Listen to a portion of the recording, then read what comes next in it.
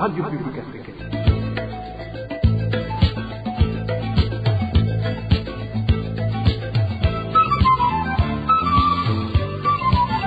Radio Publique Africaine.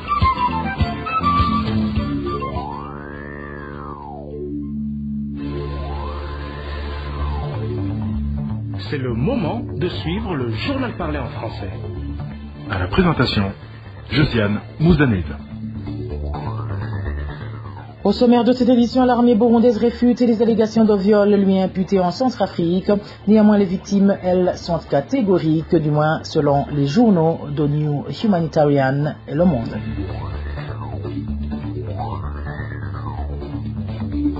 Les habitants de la zone Moussaga alertent, et pour cause, certaines avenues de cette localité sont sérieusement menacées par les eaux des pluies, faute de canalisation. Vous le suivrez dans ce journal. Dans ce journal, nous vous parlerons également des grognes des conducteurs de véhicules de transport de la commune de Rugombo qui s'indignent du comportement du commissaire communal de la police à Rugombo, lequel leur impose les prix de transport à respecter sans tenir compte des difficultés auxquelles ils font face pour obtenir du carburant. Voilà pour les grandes articulations. Bien le bonsoir chez vous, mesdames et messieurs. Tout de suite, le développement de ces titres.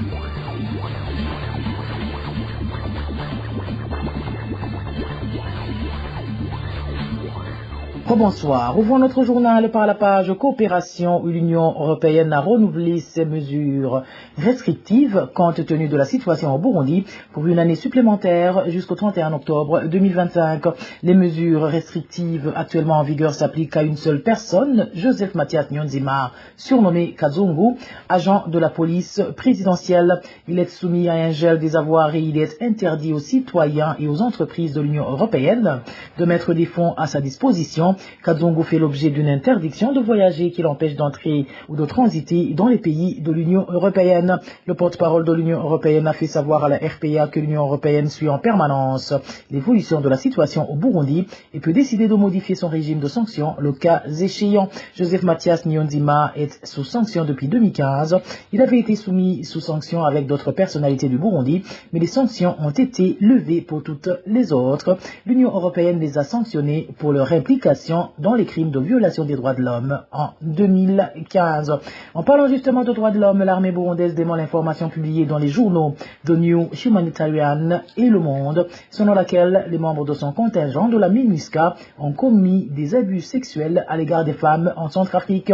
Ces femmes, elles, disent avoir été victimes de ces abus sexuels dans les localités de Kaga, Bandoro et Bria. Émile Nivasomba.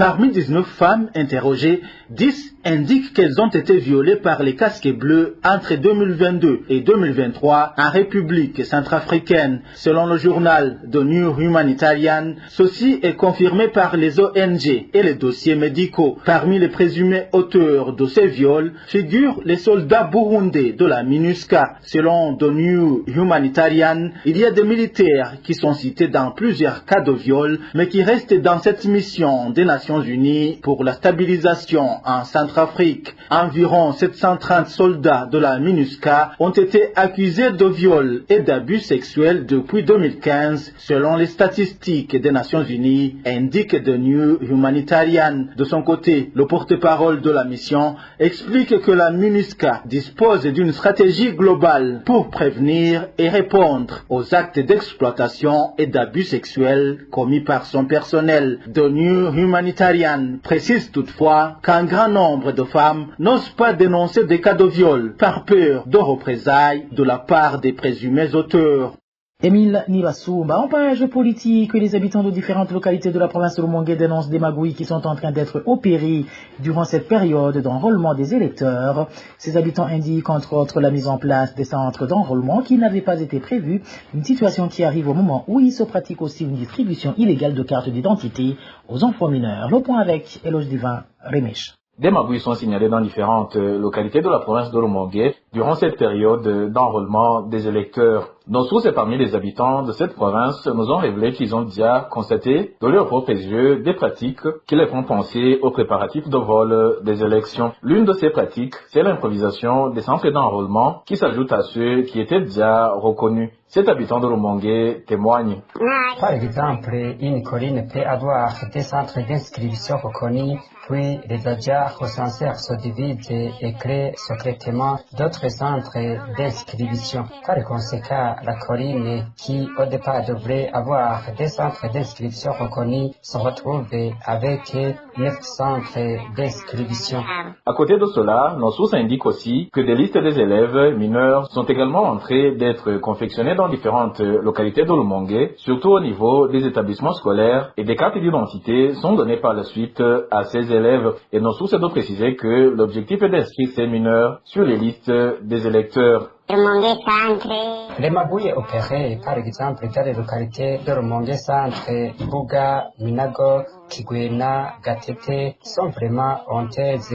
Les directeurs des écoles font des listes des enfants mineurs pour leur donner des cartes d'identité. Ils demandent à ces élèves de ramener des choses, des attestations d'actes de naissance, et après, tout est piraté pour faire sortir des cartes d'identité. Après, ils vont inscrire eux-mêmes ces mineurs sur les listes des électeurs. Sur ces magouilles révélées par des habitants de Rumongue, la rédaction de la RPA n'a pas encore réussi à joindre par téléphone le président de la Commission électorale nationale indépendante du Burundi, le nommé Prosper Ntagwamiye, pour recueillir sa réaction. Dans la présence santé, aujourd'hui, le monde a célébré la journée dédiée à la lutte contre la poliomyélite. À cette occasion, le Burundi s'est joint au monde entier pour célébrer cette journée. Pascal Ndayongeje, qui a représenté le ministère de la Santé publique et de la lutte contre le sida, a fait savoir que le Burundi a fait des progrès dans la lutte contre cette maladie, car depuis 10 mois, aucun cas de poliomyélite n'a été signalé. Il interpelle alors les différentes autorités du pays à continuer à sensibiliser la population à faire vacciner leurs enfants comme il faut. Suivez Pascal Ndayongeje, représentant du ministère de la Santé publique et de la lutte contre le sida. C'était au cours d'une conférence de presse animée ce jeudi. La polio est une maladie virale qui peut entraîner des paralysies permanentes et la mort. Grâce aux efforts mondiaux de vaccination, le nombre de cas a certes diminué de manière drastique, mais la maladie n'est pas encore éradiquée. En 2016, le Burundi a été déclaré pays exempt de poliovirus sauvage. Ce n'est qu'en 2023, au mois de novembre, qu'un cas de poliomyélite a été découvert dans le district sanitaire d'Israël de la province sanitaire de Bujumbura.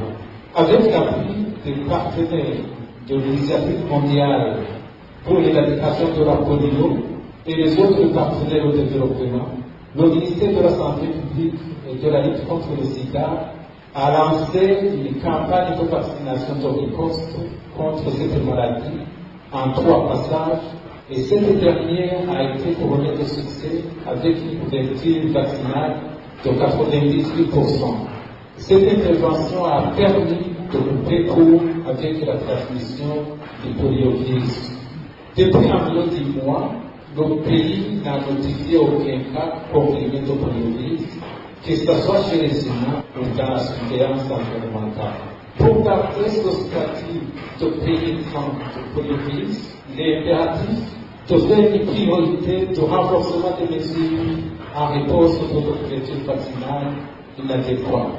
Pour réussir ce point, j'appelle la population burundaise et toutes les parties prenantes à conjuguer leurs efforts pour atteindre notre objectif d'une couverture vaccinale de 95% à l'échelle nationale, afin d'empêcher l'apparition de nouvelles flambées épidémiques. Je vous le disais en titre, la première et la deuxième avenue de la zone Musaga sont menacées par les courants d'eau de pluie qui les traversent. Les habitants de Musaga indiquent que si jamais les caniveaux de ces voiries ne sont pas réhabilités, ces 2 avenues seront détruites totalement. Les détails avec Clovis Mionzima. Il y a 2 mois et demi que les travaux de réhabilitation de la première et la deuxième avenue de Musaga ont commencé. Toutefois, on n'a pas touché au caniveau, alors que ces caniveaux sont bouchés. Dans cette période pluvieuse, les courants d'eau qui devaient traverser ces caniveaux se déversent dans ces voiries et détruisent la route. Depuis le commencement de cette saison de pluie, les eaux de pluie coulent au milieu de la route et restent dénues de poules dans cette voirie. Cela signifie que la pluie d'avril, qui est le plus souvent intense, détruira cette avenue si rien n'est fait à temps et tout le travail qu'on avait abattu sera une perte de temps. Les habitants de Musaga trouvent qu'il est urgent de réhabiliter ces caniveaux afin que les eaux ne se déversent plus dans la route. La première chose à faire est de réhabiliter les caniveaux et puis terminer de réhabiliter ces avenues, les pavés ou les goudronnets selon les plans, mais de façon que même l'eau puisse traverser la rue pour se retrouver dans les caniveaux. Si ces caniveaux ne sont pas réhabilités dans les meilleurs délais, les courants d'eau en provenance de Yikoto détruiront ces routes si jamais elles manquent le passage, ce qui conduira à la réhabilitation de la voirie tout entière, poursuit notre source. Il demande aux autorités habilitées de tout faire afin que ces caniveaux soient réhabilités. Merci à toi Clovis. Niyonzima, en province Chibitoke, on parle des grognes chez les conducteurs de véhicules de transport de la commune Rugombo vers Mabayi. Ils indiquent que le commissaire communal de la police à Rugombo leur impose les prix de transport à respecter sans tenir compte des difficultés auxquelles ils font face pour obtenir du carburant. Ces chauffeurs trouvent plutôt qu'il faudrait juguler le problème de mauvaise distribution de ces torts noirs, principale cause de l'augmentation des prix de déplacement. Le reportage est signé Emmanuel Niyongeko.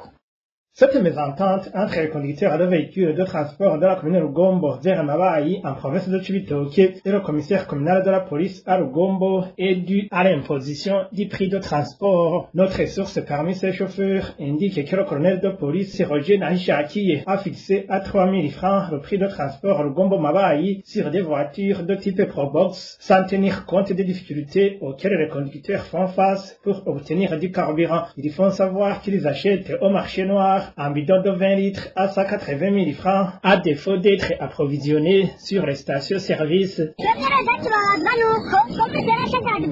Nous sommes frustrés par le fait que le commissaire veut que le prix de transport soit diminué, alors que nous obtenons le carburant à partir de ce qu'ils ont acheté à leur tour par vidéo. On peut voir 10 véhicules sur une station-service de Mabayi, mais à peine 2 peuvent être approvisionnés alors qu'ils remplissent plus de 1000 bidons. Nous entendons dire quota de litres sont réservés à quelqu'un pour une telle finalité. Nous sommes donc obligés de majorer le prix pour au moins récupérer les frais de versement.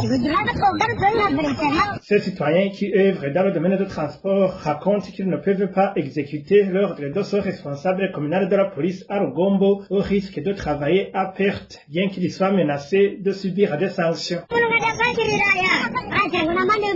Il dit que celui qui ne s'exécute pas s'expose à une amende de 500 000 francs et être emprisonné. Ma voiture consomme 8 litres d'essence de Mabayi à Rugombo. Si j'accepte ce prix pour le trajet aller et retour, j'aurais gagné 24 000 francs. Est-ce que là, je dirais que je serais en train de travailler ou que j'aurais reçu cette voiture comme cadeau? Même si je l'aurais reçu comme un dos, je ne pourrais pas me conformer à cet ordre.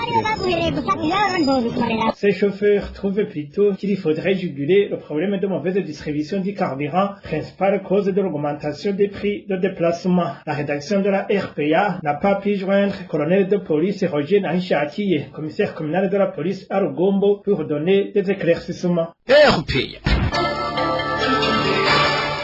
Dans le panier de la ménagère, le sucre reste toujours une denrée rare en province Ruyigi. Même une fois disponible chez certains commerçants, le prix n'est pas abordable pour tout le monde. Certaines familles de cette province indiquent ne plus être à mesure de s'en offrir. Les détails avec Balthazar Milour. Le sucre produit par le Sosumo est introuvable dans la province de Ruyigi depuis plusieurs mois. Certains habitants de cette province qui se sont confiés à la RPA font savoir qu'ils ne se rappellent plus quand ils ont vu pour la dernière fois le sucre de cette société dans cette province. Notre source fait savoir que ceux qui utilisaient le sucre pour préparer leurs marchandises ont suspendu leurs activités. Le sucre manque depuis un certain temps. Je ne peux pas me rappeler quand nous avons bénéficié de ces denrées dans cette province de Ruyigi. Dans chaque boutique où tu te rends, on te dit qu'il n'y a pas de sucre. Tu comprends qu'on a oublié le sucre depuis longtemps. Notre source pense que les commerçants détournent le sucre destiné à leur province pour le vendre plus cher ailleurs. Les autorités administratives seraient leurs complices, dénonce notre source.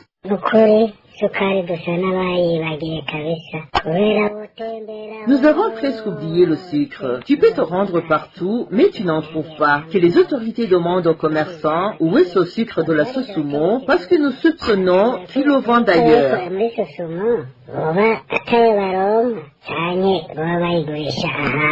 Les habitants de la province de Ruyigi indiquent qu'il est incompréhensible qu'une province passe plus de 5 mois sans sucre. Balthazar Mebouro. À Makamba, ce sont les prix des boissons Braroudi qui grimpent selon l'humeur des commerçants de la place. En commune Nyanzalak, les grognes sont multiples et les consommateurs de ces boissons disent ne pas comprendre pourquoi de telles hausses ne sont pas punies. Le point avec Walter Pizzer. Une somme comprise entre 1000 et 1500 francs burundais est le montant ajouté au prix officiel de certaines boissons de la Braroudi. Ces boissons sont entre autres Primus, Amstel, Amstel Bock, Amstel Royal et autres. Certains consommateurs de ces boissons font savoir que la situation est devenue plus que compliquée pour le moment à Nyanzalak, car à part que ces boissons sont difficiles à trouver, même en cas de leur disponibilité, elles coûtent tellement cher, comme témoigne cet habitant. Le prix des boissons de la Braroudi font tellement peur. Dans certains endroits, la Amstel de 65 centilitres coûte 6 000 à 7 000 francs et dans d'autres endroits 5 000 francs, alors que le prix officiel c'est 3 000 francs burundais. La Primus coûte 2 500 francs, prix officiel, mais la plupart des commerçants la vendent pour 3 500 francs ou encore 4 500 francs. Pire encore, ces boissons restent presque introuvables, donc il y a beaucoup de grogne au sein des consommateurs. Mécontents, la plupart des consommateurs de ces boissons rejettent la faute à l'administration en disant qu'il est carrément impossible de comprendre comment les autorités fixent les prix et n'osent pas veiller à ce que ces prix soient respectés au marché. Pire encore, selon toujours la population, c'est dans les endroits où on ne respecte pas les prix officiels que la plupart des autorités vont se rafraîchir.